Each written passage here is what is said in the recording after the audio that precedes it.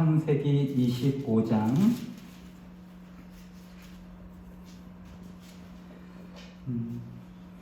창세기 25장 22절부터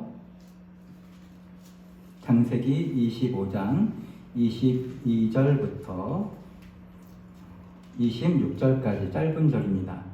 창세기 25장 22절에서 26절까지 제가 한 절, 또 여러분 한 절, 마지막 절 함께 같이 읽겠습니다. 22절부터 제가 읽습니다.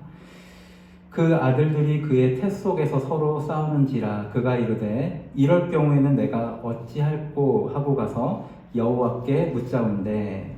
여호와께서 그에게 이르시되 두 국민이 내 태중에 있구나. 두 민족이 내 복중에서부터 나누리라. 이 족속이 저 족속보다 강하겠고 큰 자가 어린 자를 섬기리라 하셨더라. 그 해산 기한이 찬즉 태에 쌍둥이가 있었는데 먼저 나온 자는 붉고 전신이 털 같아서 이름을 에서라고 함께 후에 나온은 손으로 에서의 발꿈치를 잡았으므로 그 이름을 야곱이라 하였으며 리브가가 그들을 낳을 때에 이삭이 60세였더라. 아멘.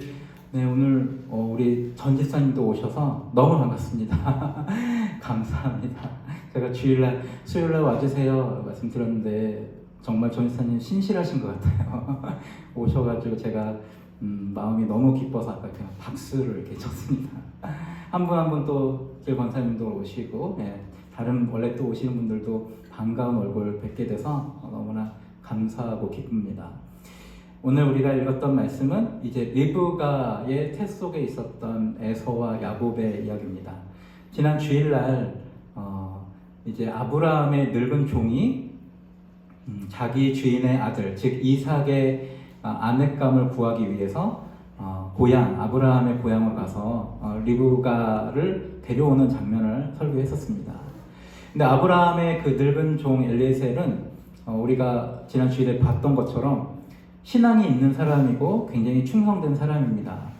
기도하고서 갔고 그 가운데서 하나님께서 자기가 기도한 대로 응답하셔서 리브가를 발견하고 저 리브가가 정말 내가 기도한 것에 의해서 하나님께서 응답하신 사람이구나 분명한 확신을 가지고 그 사람을 이제 내 주인의 아들 즉 이삭의 아내로 이렇게 데리고 갔죠. 그런데 우리가 생각하기로는 내가 하나님께 어느 정도 믿음을 가지고 있고 하나님께서 내 삶을 이끈다고 생각하고 있음에도 불구하고 뜻하지 않게 내가 원하지 않는 방법 또 내가 원하지 않는 길로 하나님께서 진행하시는 일들을 우리가 경험하게 되고 그것들로 인해서 몹시 괴롭고 힘든 상황들이 발생합니다. 오늘 이 말씀이 바로 그러한 사건들에 일어나는 아주 전개 과정이죠.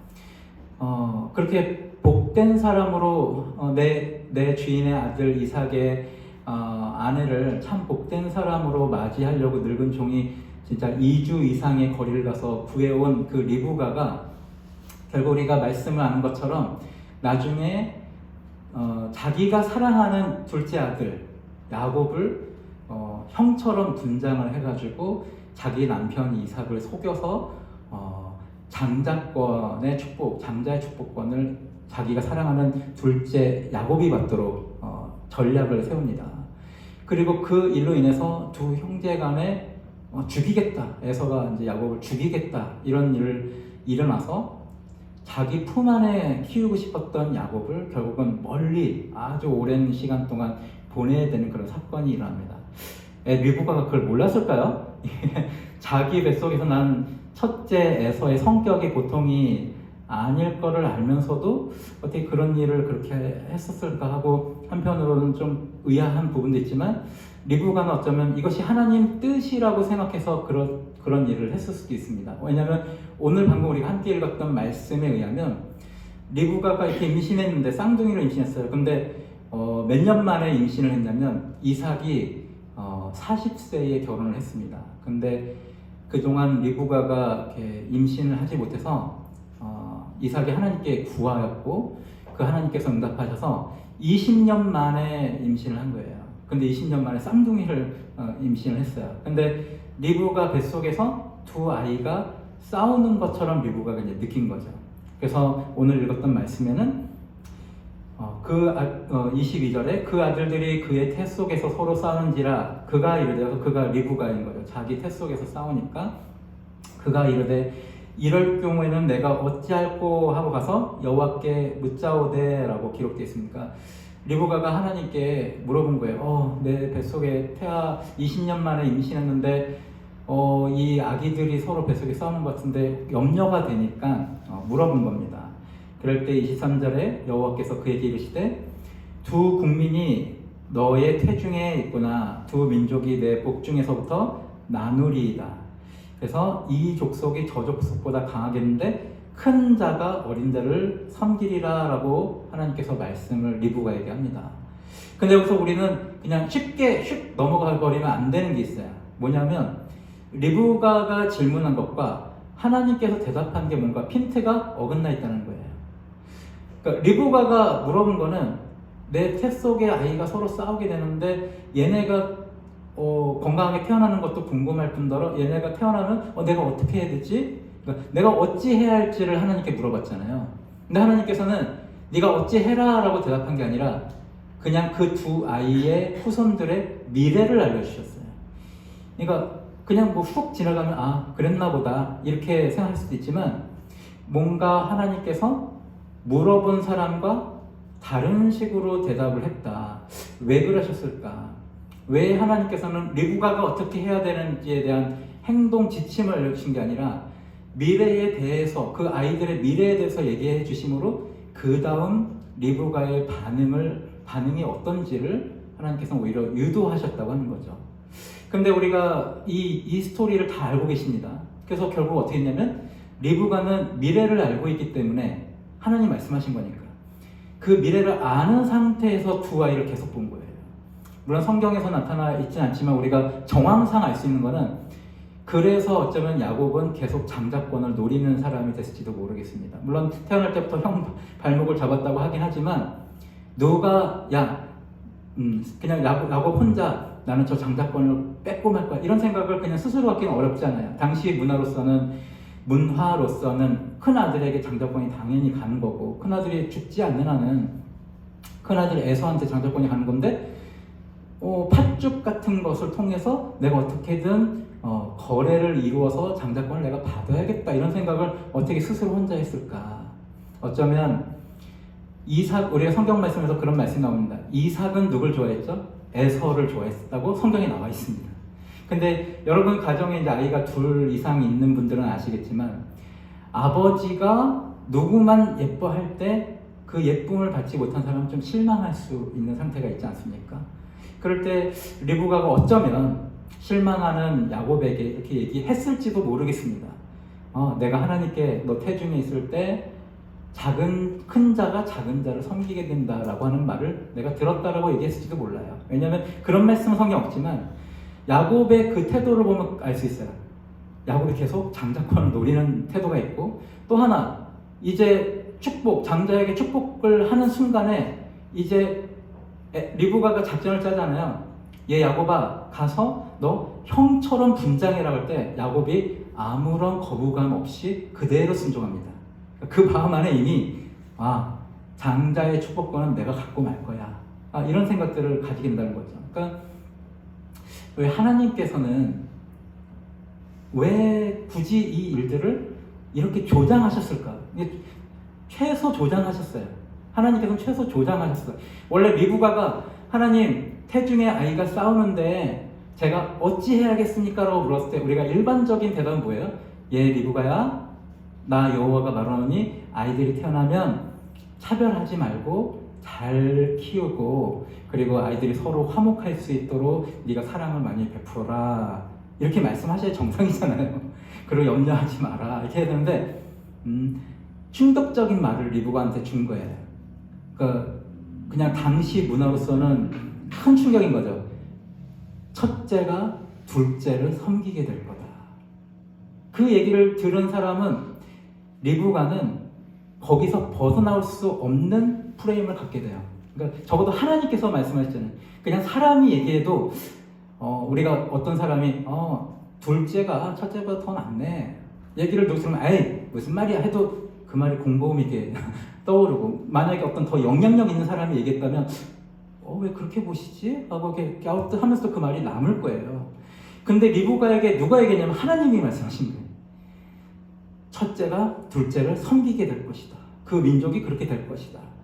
그러니까 리브가는 그다음부터 아이 둘을 볼 때 어떤 프레임에 갇히냐면 이 둘째 야곱이 나중에 더 크게, 야곱의 후손이 더 크게 된다. 근데 리브가는 보통 여자가 아니잖아요. 아브라함의 종이 처음에 리브가를 만났을 때 내가 막 달려가서 물을 타오랬을 때 리브가는 당황하지 않고, 거의 약간 10대의 소녀 정도인데 당황하지 않고 어떤 남자가 막 뛰어오는데 물을 주고, 그리고 내가 당신의 낙타들에게도 배불리 먹게 하겠습니다. 낙타들에게도 그러니까 낙타 한 마리가 아니라 그 종이 10마리의 낙타를 가져갔는데 한 마리당 그때 우리 소천이한테 얘기했었죠. 한 마리당 100리터 이상씩 마신대요. 15분 만에. 그러니까 낙타를 배부르게 마시게 하겠다라고 리브가 얘기했으니까 정말 한 마리당 100리터를 마시게 했는지 모르겠지만 적어도 충분히 마시는데 10마리를 마시게 할 정도로 리브가 그냥 진취적인 사람이죠. 근데 혼자 못했을 거다. 저는 그냥 상상하는 겁니다. 그걸 어떻게 혼자 합니까? 남자라도 10마리면 1톤이잖아요. 1톤 물을 내가 저 혼자 1톤의 물을 어떻게 나릅니까? 분명히 그때가 물 길러 나오는 시기니까 거기에 다른 물 길러 나오는 여자성들도 다 리브가를 도와줬을 거다. 그러니까 사회성과 리더십이 그 순간에 늙은 종에게 보였던 거죠. 근데 그런 여자이기 때문에, 리브가 그런 여자이기 때문에 그런 진취적이고 뭔가 자기 힘으로 이룰 수 있는 사람에게 하나님께서 그렇게 미래를 알려주셨다고 하는 것은 이 불편한 이 상황, 아이 둘에게 오히려 편만하게 어떤 상황들이 진행되지 않고 그 일들을 통해서 하나님께서 오히려 당신의 뜻을 이뤄간다라고 하는 것을 우리가 알 수 있는 거죠. 만약에 이 모든 일들이 일어나지 않고 평탄하게 이루려면 하나님께서 아브라함의 늙은 종에게 되게 무난한 여성을 인도하셨어야 돼요. 그런 생각 전혀 못하고 무서워요, 누구세요? 물만 주면 돼요 하고 네 여기 있어요 하고 되게 수줍어하고 그냥 그런 여자를 이삭의 아내로 했으면 됐어요. 근데 굉장히 진취적이고 용기 있는 사람을 이삭의 아내로 하고 또 더더군다나 어떻게 제가 해야 되겠습니까? 하는데 미래를 그냥 얘기해 주면서 그냥 자기 머리에 이미 두 민족을 구분시켜 버렸어요. 아이 둘을 구분시키고 야곱이 그렇게 될 것이다. 그리고 리브가의 이런 진취성과 적극성에 의하면 왜 리브가가 에서를 안 좋아하고 야곱을 좋아했는지도 알 수 있죠. 물론 에서는 이방 여인, 하나님께서 기뻐하시지 않는 이방 여인을 자기 아내로 삼았어요. 근데 생각해 보세요. 이방 여인을 자기 아내로 삼은 것이 먼저인가? 아니면 부모의 손에서 떠난 게 먼저인가? 부모의 손에서 떠난 게 먼저잖아요. 부모의 손에서 떠났기 때문에 이방인의 아내를 여자로 맞이한 거잖아요. 그러니까 리브가는 자기가 컨트롤할 수 있는 사람을 더 사랑하는 수밖에 없죠. 그게 누구냐면 야곱이죠. 야곱은 조용한 사람이라고 사람에 대해서 평가하고 있어요. 그 조용하다고 하는 것은 완전하다는 의미도 있지만 아무튼 성경에서는 우리나라 말에서는 조용한 사람이다 있어요. 그러니까 그렇게 진취적이고 꽉 쥐기를 원하고 뭔가 이렇게 변화시키기 원하는 리브가는 야곱을 사랑할 수밖에 없어요. 원래 본격 자기의 성격상으로는 활발해서 어쩌면 우리 에서 같은 사람이 어디서 나왔나 해보면 그냥 리브가예요, 사실은. 예. 오히려 야곱은 자기 남편 이삭을 더 닮았죠. 이삭은 좀 잠잠한 사람이잖아요. 나중에 우물 같은 사건이 일어날 때도 남들이 이삭이 판 우물 뺏어올 때도 그래요, 난 또 파면 되니까 하고 되게 부드럽고 물과 같은 사람이에요. 근데 오히려 자기를 닮은, 리브가 있더니 자기를 닮은 막 진취적이고 들에서 막 활동하고 이런 에서를 좋아하지 않고 야곱을 좋아해요. 왜냐하면 자기가 컨트롤할 수 있는 사람이어서 그랬을지도 몰라요. 근데 한편 이삭은 왜 자기 큰아들 에서를 좋아했을까? 자기 성격하고 맞지 않은데 어쩌면 아내를 닮은 성격이어서, 물론 성경에서는 에서가 잡아다 주는 고기가 좋아서라고 기록되어 있습니다만 정말 고기 때문에 그냥 잡아다 주는 고기 때문에 아들을 더 사랑했겠어요? 뭔가 그런 게 있겠죠. 그러니까 자녀들 보면 나를 닮은 애인데 내 말을 안 들으면 더 속상하죠. 왜냐면 그 모습이 내 모습이니까 되게 그게 더 속상하더라고요, 저는. 근데 나를 닮지 않고 아내를 닮았는데 좀 내 말 잘 들어. 그러면 저는 자녀가 둘인데도 약간 거기서 뭔가 제 둘째 아들이 좀 그래요. 그러니까 저를 안 닮고 아내를 닮았는데 좀 제 말을 잘 듣는 부분이 있으니까 좀 거기 마음이 이렇게 더 가거든요. 근데 첫째는 저를 닮았는데 제 말 안 들어요. 그러니까 이게 어떻게 사랑을 주고 싶어도 잘 줄 수가 없고 제 컨트롤이 안 돼. 그래서 리브가를 생각할 때 리브가가 야곱을 더 사랑하는 이유는 어쩌면 그런 것일지도 모르겠다 이런 생각을 하게 됩니다.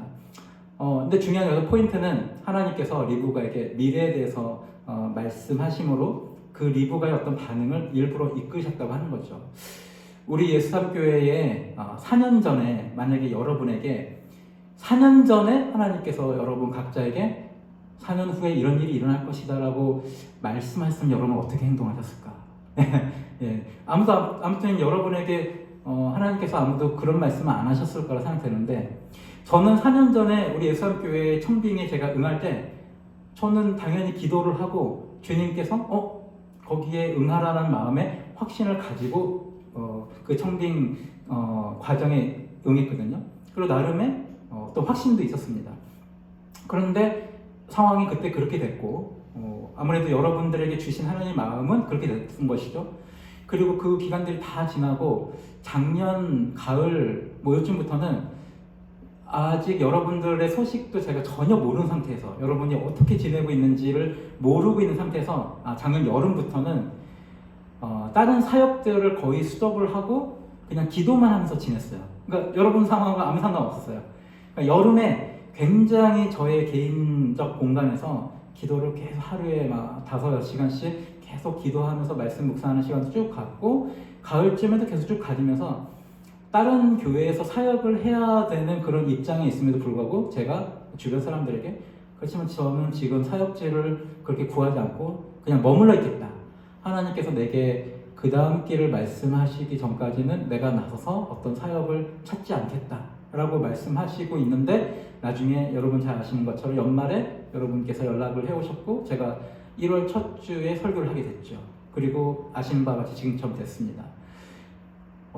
저의 입장에서는 되게 자연스럽게 받아들였어요. 그래.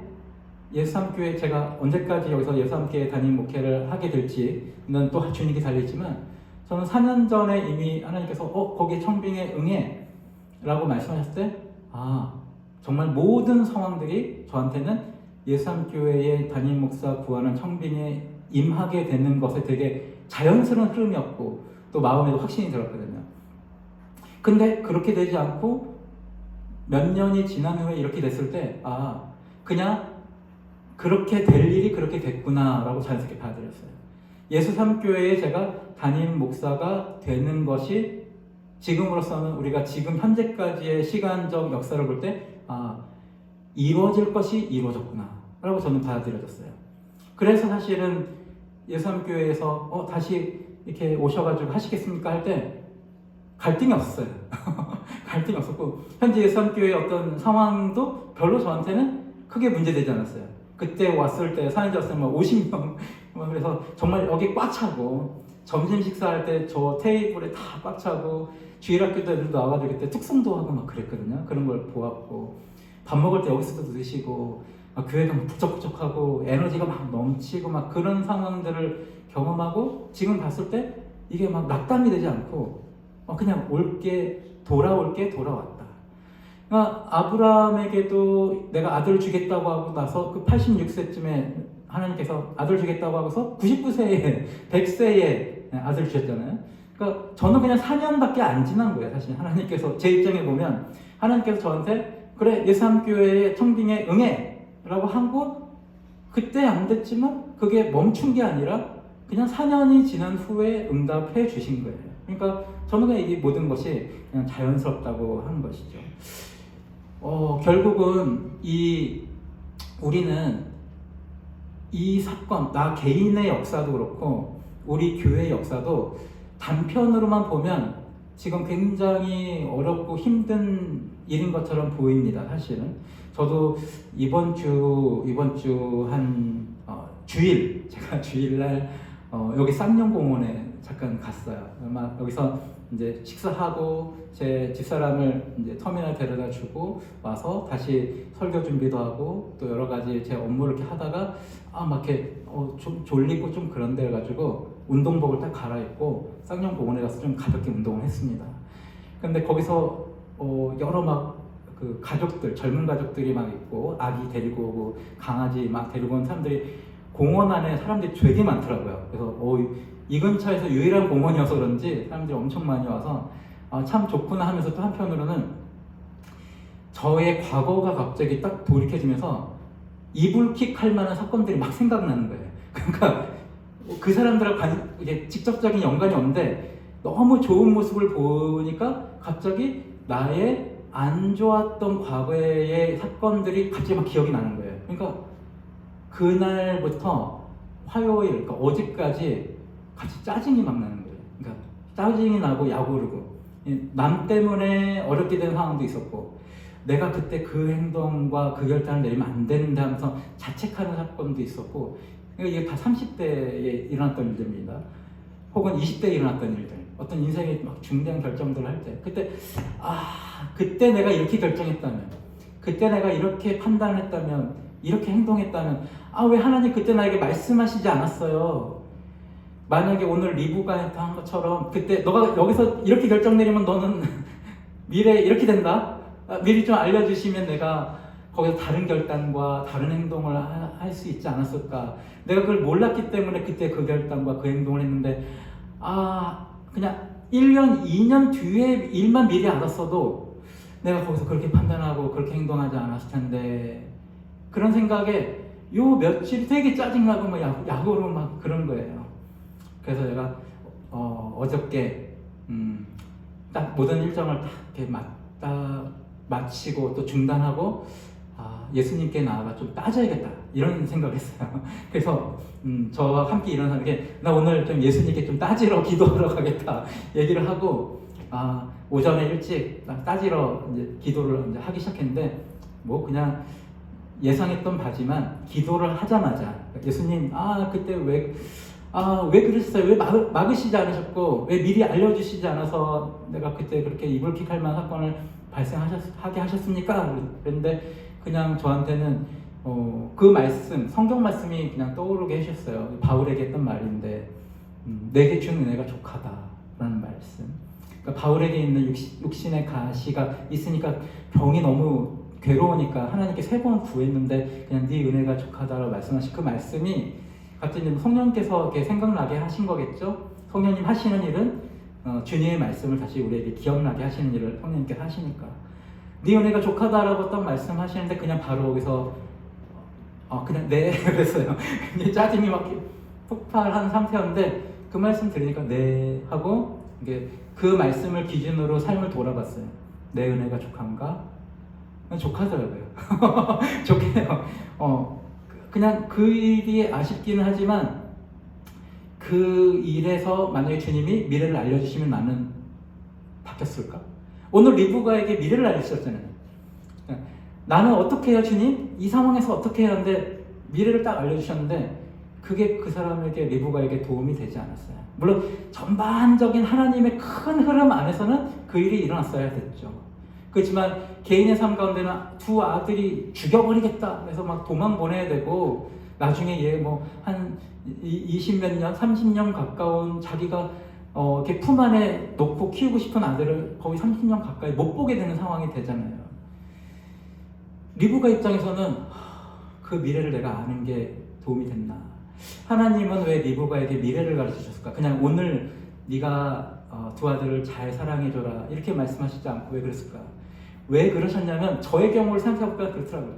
만약에 주님이 저에게 미래를 알려주시든 아니면 너가 오늘 이렇게 해라고 알려주셨던들 제가 그렇게 했을까? 리브가에게 너 아이가 태어나면 공평하게 사랑하고 공평하게 해 라고 했을 때 그걸 그렇게 할 수 있는 사람이었으면 그렇게 말씀하셨겠죠.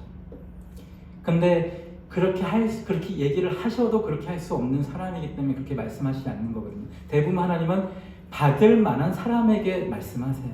성경에도 그렇게 나와 있어요. 근데 리브가에게 지금 하나님께서 그럼 하실 수 있는 최선은 2 아이에 대한 미래를 말씀해 주시는 것이 하나님의 최선이다. 하나님은 항상 옳으시다. 하나님 하신 게 항상 옳으시다.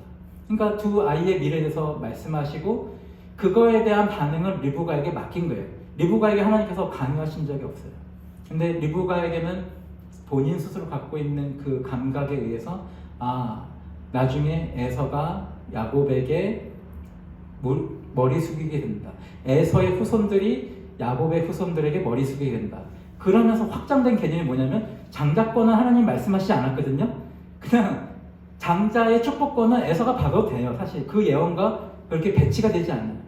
그냥 장자의 축복권은 에서가 받아도 하나님의 그 예언은 얘네의 후손 중에서 이제 큰 자의 후손이 작은 자의 후손을 섬기게 된다고 말씀하셨기 때문에 장자권하고는 상관이 없어요. 그런데 거기에 인간적인 생각과 판단이 되면서 그러려면 큰 자의 후손이 작은 자를 섬기게 되게 하려면 저 말씀을 어떻게 내가 이루어내야 될까? 사실 이게 우리 앞서서 계속 제가 설교할 때 그런 게 있잖아요. 내가 하나님을 지키려고 하는 거. 하나님은 너가 나를 지키려고 하는 것이 아니라 너는 그냥 오늘 우리는 예수님과 함께 그냥 동행하면 되는데 내가 하나님의 어떤 걸 이루려고 하는 마음들이 계속 앞서는 것을 우리가 볼 수 있잖아요. 근데 리브가 역시 또 그렇고 저 역시 그랬던 거예요. 저 역시 하나님의 일을 한다고 하면서 그 하나님의 일을 내 뜻과 내 힘으로 하려다가 이불킥하게 되는 사건들이 떠오르면서 막 야오부르고 화가 났던 것들이거든요. 그때 내가 왜 내 힘으로 그걸 그렇게 하려고 했을까? 그냥 내려놓고 하나님께 맡기고 하나님께서 그냥 하시도록 하고 나는 오늘의 삶을 예수님과 그냥 동행하면 될 텐데. 그래서 예수님께서 우리에게 마태복음 6장 33절 34절 이렇게 말씀하십니다. 그냥 들으세요. 너희는 먼저 그의 나라와 의를 구하라. 그리하면 이 모든 것을 너에게 더하시리라. 그러므로 내일 일을 위하여 염려하지 말라. 내일 일은 내일 염려할 것이요 라고 말씀하십니다. 리브가가 이 태중의 아이들이 싸우는데 내일 일을 염려하는 거예요. 이게 염려스러운 거죠. 그냥 기도하면 되는데 내가 어떻게 해야 될까가 아니라 하나님 얘네 잘 그냥 태어나게 해주시고 얘네 화목하게 해주세요. 기도하면 되는데 내일 일을 염려하게 되면 거기에 자기의 인간적인 방법들을 막 사용하게 되거든요. 그래서 예수님이 우리에게 말씀하시는 거예요. 내일 일은 염려하지 마라. 그거는 그냥 하나님께 달려있고 너는 오늘 하루를 살 때 그의 나라와 그의 의를 구하라. 이거는 그냥 뭐냐면 오늘 하루를 살 때 예수님이 원하시는 게 뭐지? 내가 지금 예수님이 뭘 하기를 원하시지? 오늘 예수님이 나에게 맡겨주신 건 뭐지? 그래서 뭐 여러분들에게 이 말씀을 드리면 여러분 어떻게 생각하실지 모르겠지만 저는 가급적이면 큰 일뿐만 아니라 작은 일도 예수님께 기도하는 편입니다. 그러니까 어떤 사람이 저한테 얘기를 해요. 자기는 그래도 신앙이 좋았대요. 얘기를 들어보니까 아주 죽을 만큼 어려운 순간들에 예수님을 구했다고 하는 거예요. 그래서 제가 얘기했어요. 잘했습니다. 잘했고 그러나 발전을 위해서 얘기하는데 누구나 어려운 순간에는 신을 찾게 돼 있습니다. 그래도 그거 잘했어요. 그렇지만 당신이 더 큰 신앙을 갖기 원하려면 작은 일에도 주님을 구하는 것이 당신에게 신앙의 발전의 척도가 될 것입니다. 왜냐하면 급하지 않은데도 사소로운 일인데도 주님께 구하는 거죠. 근데 성경에서 말씀하고 있어요. 작은 일에 충성한 자에게 큰 일을 맡깁니다. 그러니까 작은 일에서 별로 급하지 않고 위기가 없는데도 그걸 주님과 함께 대화하고 주님과 기도할 수 있는 사람이라면 큰 일도 맡길 수 있는 거예요. 그래서 저는 GS 편의점 좋아합니다. GS 편의점. 네, 저는 이상하게 CU를 안 가게 돼요. 그러니까 우리 교회 오기 전부터 GS를 갑니다. 그래서 GS 냉장고 앱도 갖고 있고 막 그런데 편의점 들어가서 음료수를 고를 때도 사실 예수님과 대화를 해요. 그러니까 저게 뭐 하는 짓인가 그럴지도 모르겠는데 어떻게 받을지 모르겠는데 그래서 편의점 이렇게 냉장고 앞에서 문 열고 하면 혼나잖아요. 그러니까 냉장고 앞에서 예수님 제가 목이 마른데 뭘 마시면 저한테 제일 좋을까요? 혹은 뭐 저한테 안 맞아도 주님이 이거 마셔라는 마음을 주시면 설령 지금 저의 욕구와 다르더라도 그걸 마시겠습니다. 그러니까 편의점에서 사실은 기도를 해요. 식당에 가서도 그래요. 누구와 대화를 할 때에도 혹은 학생을 가르칠 때에도 혹은 지금 딱 노는 시간인데 뭘 하면서 놀까? 뭘 하면서 쉴까도 사실은 예수님 제가 지금은 잠깐 쉬어야 될 것 같은데 뭘 어떻게 하고 쉬면 될까요? 하고 그냥 친구한테 얘기하듯이 계속 얘기합니다. 그래서 저는 어쩌면 예수함교회에 되게 잘 맞는 사람이에요. 제가 오히려 우리 예수함교회 성도 입장에 성도라고 한다면 저는 우리 교회는 잘 맞는다 이런 생각을 했을 텐데 저는 사실 이 대학교 때부터 지금까지 예수님과 동행하는 거를 굉장히 많이 대학교 때는 훈련도 하고 그리고 그 다음부터는 많은 사역의 영역에서 그것들이 열매들이 있었어요. 그리고 그거를 많이 이렇게 권면해 드렸을 때 그 권면을 받아들이신 분들은 삶에서의 열매들이 많이 나타났거든요. 그래서 예수님이 나한테 뭐라고 말씀하시는지가 별로 중요하지 않아요. 제일 중요한 거는 내가 예수님을 의식하고 있다고 하는 게 중요하지. 내가 예수님 뭘 마시면 좋을까요? 그때 예수님이 뭐 사이다 마셔라. 그거 자체가 중요하지 않아요. 내가 뭘 마셔도 사실 중요하지 않아요. 근데 그 순간에 내 마음가짐인 거죠. 내가 앉으나 일어서나 뭘 하거나 어떤 걸 하거나 내 주인이신 예수님을 계속 의식하고 있다고 하는 거. 예수님을 공경하라고 돼 있잖아요. 성경에 예수님을 공경하는 것이 그를 보낸 하나님을 공경하는 것이다. 그리고 경외하는 자에게 복을 주신다. 그런데 저는 그래서 모든 것의 주인이 되시는 그 예수님께 주인이 되시니까 주인에게 다 의논하고 하는 거거든요. 그래서 때로는 뭔지 모르겠는데 그래도 일단 예수님 저거 이렇게 선택에 제가 기로에 섰는데 뭘 할까요? 분명한 말씀이 없어도 여쭤보고 그 다음에 그 A와 B 중에 선택할 걸 이렇게 보면 그래도 여쭤봤다고 하는 것이 예수님을 공경하는 마음의 프레임이 있는 상태에서 그걸 보는 것과 예수님을 아예 의식하지 않고 그냥 세상적인 가치관으로 뭐가 나한테 더 유리할까 이렇게 보는 건 정말 차이가 있어요. 뭐가 나한테 더 효율적일까? 이게 아니라 예수님 지금 제 판단으로 효율적인 건 저거지만 예수님 저에게 말씀하시면 저는 비효율적이라고 판단되어지는 것도 선택하겠습니다. 말씀해 주세요. 이 태도는 되게 다른 삶의 영역을 가져와요. 제가 29살 때 마늘 수업 왔을 때 백수대학교 교수가 됐는데 그때도 사실은 여러분에게 나눴는지 4년 전에 나눴는지 기억은 안 나지만 그때도 그랬어요. 27, 8살 때 계속 예수님과 동행하면서 어떤 작업에 함께 참여하게 됐는데 거기서 어떤 사람이 오늘 저와 차를 마실 분 했는데 제가 그때도 항상 예수님께 여쭤보는 게 있어서 저는 지금 몸이 피곤합니다. 늦은 시간이었기 때문에. 근데 저 사람이 차를 마실 분 손 들었는데 예수님 제가 저 사람과 지금 차를 마시러 가야 할까요? 근데 가라고 하시는 것 같았어요. 뭐 들려온 건 아니니까. 그렇지만 우리 안에 성령님이 계시잖아요.